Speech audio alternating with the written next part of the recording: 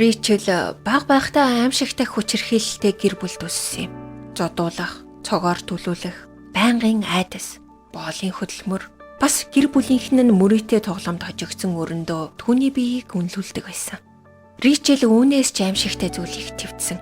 Гэхдээ Ричлийн түүх гайхалтай төгсгөлтэй.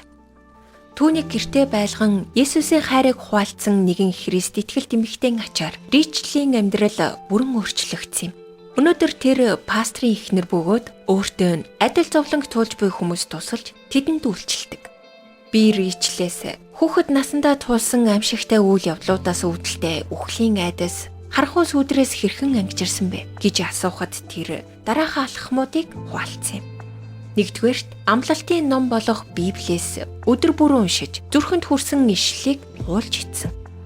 Хоёрдугаарт өдрийн тэмдэглэл хөтөлж тухайн мөчөд төрж байгаа өөрийн сэтгэгдэл, бодол мэдрэмжээ цаасан дээр буулгаж Бурхны үгнээс урам зориг авдаг байсан.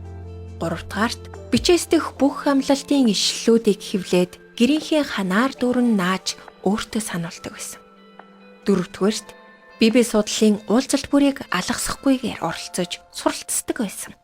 Түүний эдгэрэл тэр дорой болсон уу гэвэл мэдээж үгүй. Тийм юм огт болоогүй. Ричел дурсан ярихдаа би олон ч удаа Бурхан руу таны үгэнд хэлэхдээ учир нь Бурхан бидэнд айдсын бус харин хүч, хайр ба бие захирах сүнсийг өгсөн. Гисэн атал би галзуурах гэж байгаа юм шиг л санагдчихээн гэж уйлан хашгирдаг байсан. Тэгээд хэсэг хугацаанд тайвширдаг байсан ч удалгүй айдас намайг дахин эзэмдэнэ. Тэгэх бүрд дахин залбирч ханд наасан ишлэлүүдийг чангаар уншиж эзэн минь айцаар дүүрэн бодлуудаа танд өгч байна гэж тунхагладаг байсан юм гэж хуваалцсан. Түүний энэ тулаан хорон мөч бүрийн тэмцэл тулаан байсан ба 1 жил гаруй хугацаанд үргэлжилсэн үйл явц байсан. Эцэст нь тэр бүрэн итгэрсэн. Бурхны үг танд ч адил зүйлийг хийж чадна. Урмын үгс сэтгэлийн зовлонгоос холдуулдаг. Хадагтай Дарлин Салагийн урам зоригийн үгс нэвтрүүлэг танд хүрлээ. Бидэнтэй холбогдох утас 8085 99 тэг тэг